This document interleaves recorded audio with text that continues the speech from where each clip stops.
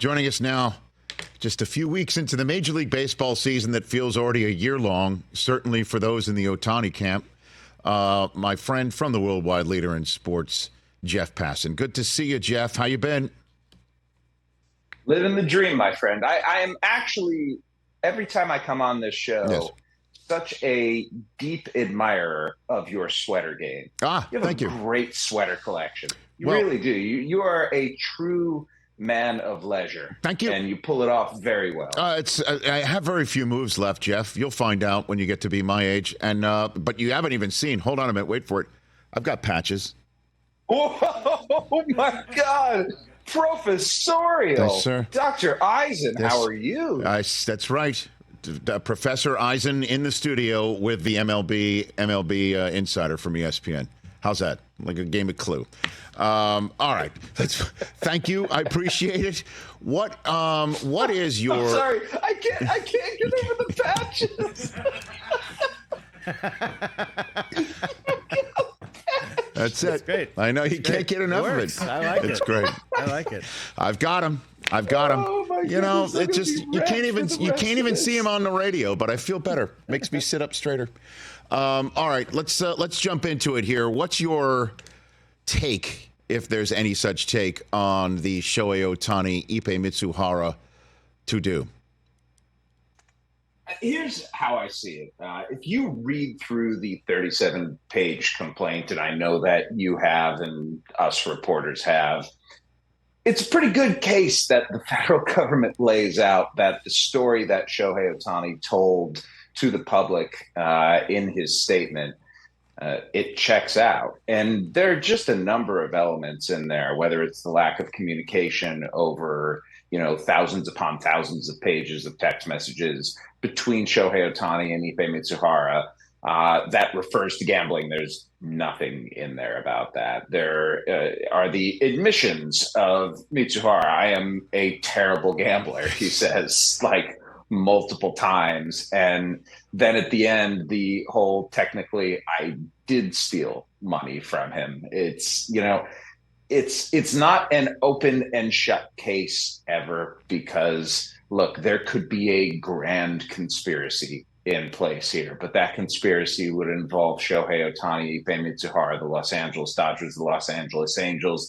the federal government, authorities, Ohtani's agent, his accountant, his financial advisor, banks. Like, there's so many different parts of this that in order for you to believe that this was actually Shohei Ohtani and not Ippei Mizuhara, you have to believe that everyone played his or her role to a T and fooled everyone. Now, we've seen situations in life where that has happened, but the truth is this may just be Occam's razor, Rich. The simplest thing is Ippei Mizuhara had a gambling problem and stole money from his friend, confidant, and employer, Shohei Ohtani, and is going to go to jail for it. Well, and that's the question I have, is the ripple effect, if there is any. Because if let's just say I'm Rob Manfred, and the commissioner of baseball, I'm sure ready to get the green light from the federal government to see that everything is, T crossed and I dotted, to just basically say we're moving on here. There's nothing against Shohei Ohtani, case closed. I would definitely try what you'd call the Players Association to see how we can look into all interpreters to make sure that everybody does have another avenue of communication with his representation. Would you call the representatives? Right. Like, how would you make sure that a bad lieutenant interpreter doesn't sully the game and tarnish any of the major stars international of this sport? How would you do that? Right? Yeah, I think due diligence and background work is paramount in these sorts of things, especially when you're talking about a forward-facing person like the interpreter. But I think ultimately, like, the lack of communication or poor communication comes back on Ohtani's camp, does it not? Like, if you have a guy who's going to be signing for $700 million, I understand your desire to go and trust the person who's there, who Shohei Ohtani himself trusts, but there sometimes needs to be an additional layer of protection, and that's what was lacking here. That's why when they went and asked him about the bank account in question, Ippei Mizuhara said Shohei wants to keep that private, and there was nothing that they could do to go back to Shohei and say, "Hey, do you really want to keep this private, and why?" Like, we're not trying to push too much, but this is something that's important. And a lot of money is going into there. So do you know what's going on with that money? If those conversations had happened, Rich, none of this would be as big as it is. But because those conversations didn't happen, you got to look back on it now. If you're anyone around baseball, and say, okay, how can we prevent the same sort of thing from happening to us? Yeah, I guess like that's the moment, right? That because any conversation you do have with Ohtani like that, however, had to have Mizuhara in the room, and he's the one doing the interpreting, unless Ohtani does understand enough English to get to the gist of the question from very concerned-looking representatives of his that he also trusts. So I guess that's also another question for you, Jeff Passan, is how much English does Ohtani understand, and is he one of those bubble-type guys that would just go rake, go pitch, figure everyone else is just handling everything, and not notice $16 million missing from his direct deposit Artie Moreno account? You know what I mean? Sure. I'll answer the latter question first, because I think that's very pertinent here. Yes, I can 100% see a scenario in which he doesn't check his bank accounts because he's extremely wealthy and money is not of a concern to him, really. He's not the person who's going out and getting all kinds of material things. That's just not his style. If you look in the complaint, the government investigators say Ohtani had not logged into that particular account under his ID in years. So if you want to accuse him of something here, you can accuse him of naivete. You can accuse him of being surrounded or surrounding himself with the wrong people. You can accuse him of not having the sort of financial literacy necessarily that somebody is going to have when they have that much money coming in. But from the evidence, you can't accuse him of gambling because there is no compelling evidence toward that.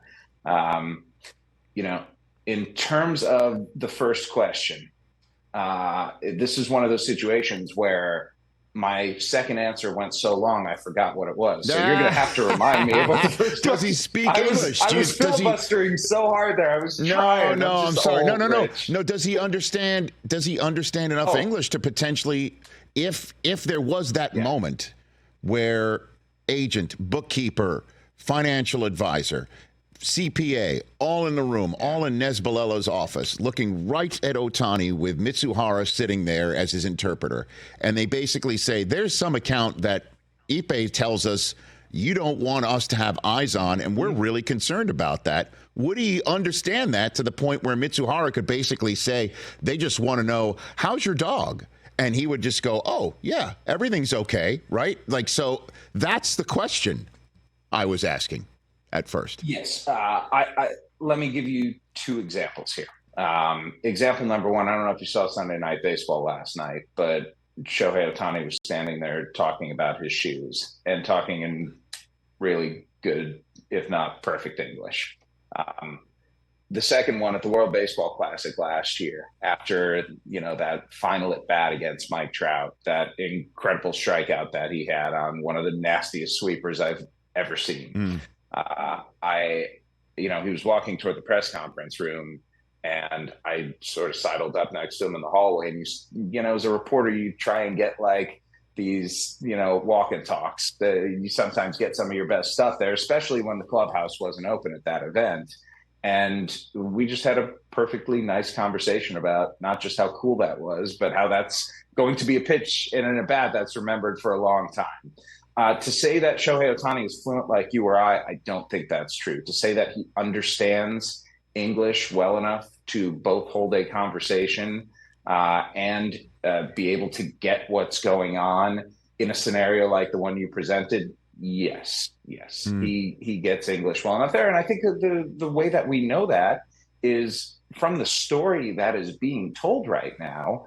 Ohtani realized something was a little bit off from Ippei Mizuhara addressing the Los Angeles Dodgers clubhouse when they were in Korea. That's how the alarm went off in his head. Now, has he really been shielded this entire time from everything that's been going on?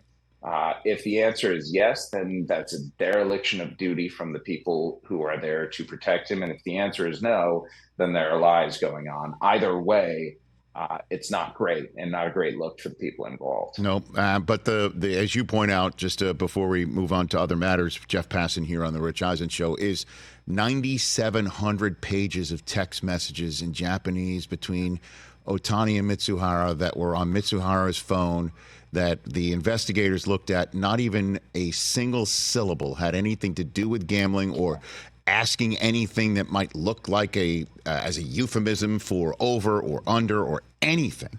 I mean, and one would think that if considering, Rich, considering there were 19,000 bets placed, you'd think there would be 19,000. Yeah, exactly. Right. You'd think that we all slip. You know, you think you might slip there, right? Once, and then the one aspect as well that was written in as an aside by the agent who was bookie. Yeah, well, no, the agent involved who was investigating, who was the narrator, if you will, of this affidavit, was like, if he was covering for his debts. If Ohtani was shelling out to cover for the debts, why would he let the interpreter take the winnings and put it into his own personal account? You know, there are so many different compelling reasons in this affidavit to totally agree with the fact that Ohtani did not gamble or have anything to do with that. I've got Jeff Passan here on the Rich Eisen Show. Now let's move on to a subject matter Major League Baseball also wouldn't want us to talk about, and that is Angel Hernandez. My God, Jeff, this weekend was the latest example. He missed 3 pitches outside the zone and called them strikes 1, 2, and 3. In the Rangers-Astros game. Now, it didn't affect the final score, but it's just another example of how does this continue to happen and allowed to be gotten worse. Can you explain best you can to the viewers and listeners of this show how this keeps happening or is allowed to keep happening in baseball? I think there's a very simple explanation. J.P. France's cutter is absolutely magical.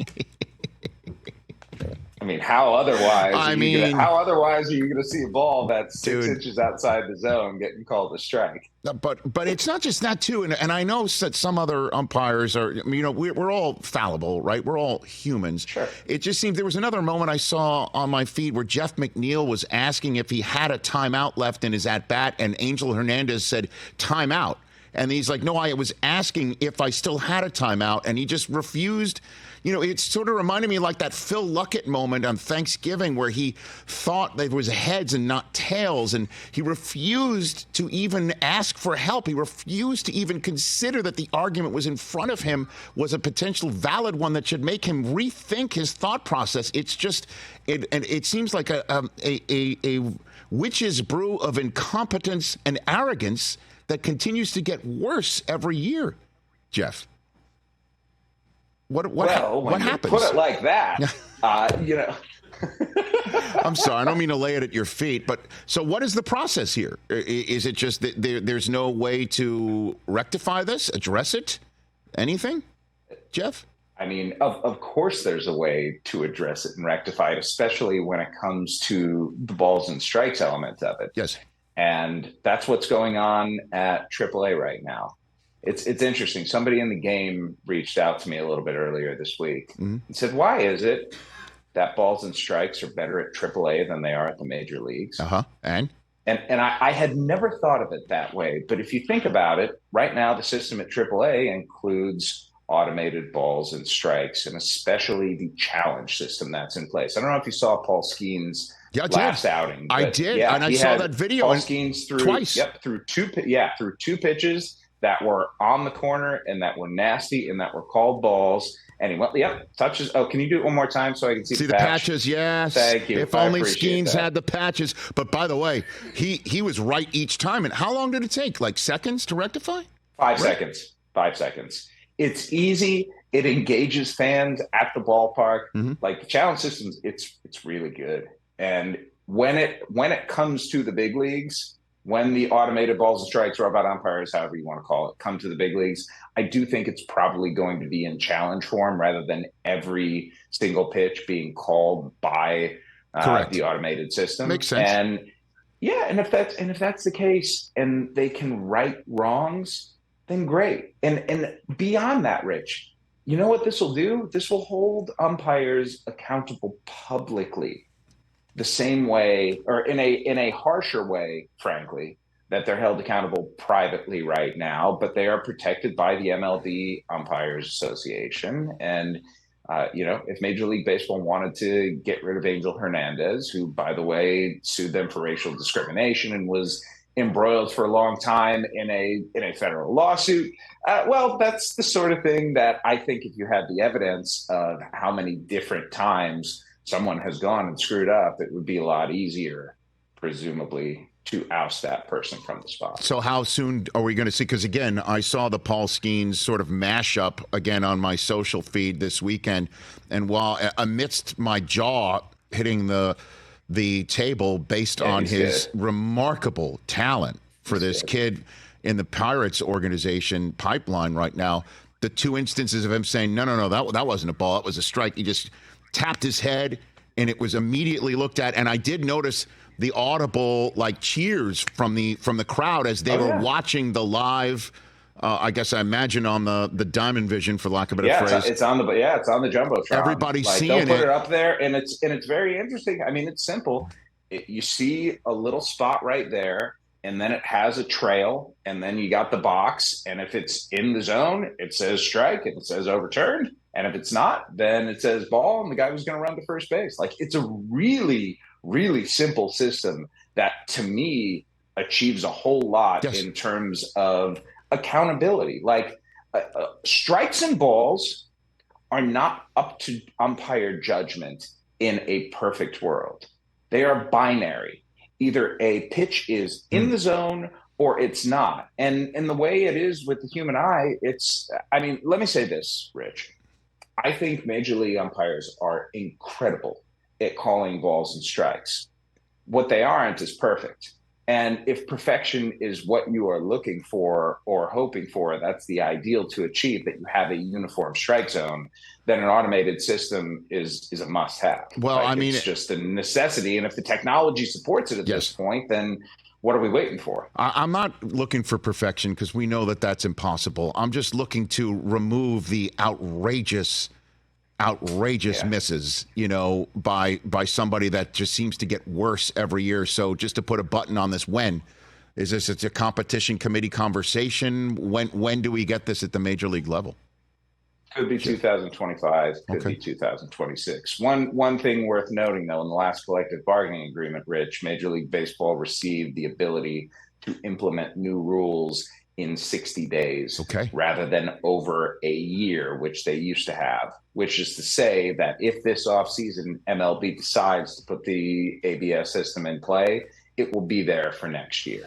All right, and by the way, can I just say one more thing on accountability here? Yes, sir. Let's say there was a challenge system in place, and that first cutter from JP France was called the ball, went like this, and it was overturned. Angel Hernandez doesn't call those next two pitches that are even further out for strikes. And so it's in the moment changing the way that guy's umpire, which is exactly what you want, right? It's a lot better than a post-game report that says this is where you screwed up. 1,000,000%. I hope we see it sooner rather than later. Before I let you go, is the A's move to Vegas a done deal, Jeff? Or did I see that there's some sort of a referendum that voters in Clark County, Nevada could say no to this? What's the scoop on this front right now, Jeff? Is anything with the A's ever a done deal? I mean, no, I guess not. I don't know. No, unless I guess Aaron Judge is going to homer in Sacramento. I guess. Maybe that's they're really looking forward to that one. I know. It's there's a perception among some people that Sacramento was gung-ho for the A's moving there because they are convinced that the Vegas deal is going to fall apart, because it always falls apart. They've had 20 years of potential deals falling apart with the A's. And so the idea that Vegas is done, no. Is there an agreement in place? Yes. Do they have the funding? They believe that they do. But until a shovel goes into the ground and until you see steel being moved to create this stadium, I'm not going to say a single thing about the Oakland A's becoming the Las Vegas A's, because we are a long ways off from that. We are. So it's entirely possible they move to Sacramento, and then the Vegas deal falls apart, and then where are we left? Right? Like that's still a possibility. That's what you're saying. I remember one of my first internships. I covered an independent league team called the Lancaster Barnstormers. I believe they still play baseball right now, but they were just on the road perpetually. Didn't have a home stadium, and so they just went out on the road. I don't think that's going to happen with the A's, but the idea that they're going to be playing in a AAA stadium for the rest of time, it would be very fitting for the Mickey Mouse way that organization is run at the top. All right, Jeff. Thanks for the time. Everybody in the studio is curious. Is that an actually functioning, working Nintendo beyond your left shoulder? Hell yes, it is. Absolutely, it is. Yeah. people ask sometimes. Yeah, what are the games? What do you got? What are these tapes? games? Yes, what are the games? What do you have? We got Mike Tyson's Punch-Out. Nice, of course. Yeah, RC Pro-Am. Okay, right. Yep. What is that? The GOAT of games. RBI Baseball. RBI Baseball, the GOAT of games. Yes, sir. The original. Oh, and of course, the original Super Mario Brothers. Fantastic. So for those who are curious, tune into the Rich Eisen Show and you'll get your answer. Okay. Wow. See, I'm old school with the patches on my elbows, and you're I'm old school with my video games. That's right. And listen, it's great to see you in your element, sir. Certainly based on last time I believe you were on this program, or last year, you were in some sort of weird space. Was I in a closet? Yes, I was in the closet. That was what that is. That was the water filtration system and an ice machine. Oh, I thought it was some sort of Hudsucker proxy type tube communication that you just send that in there and just it would go up and you'd say, I'm okay down here. So I don't know. You know where it was? I think it was at the All-Star game in Seattle, and there was That's right.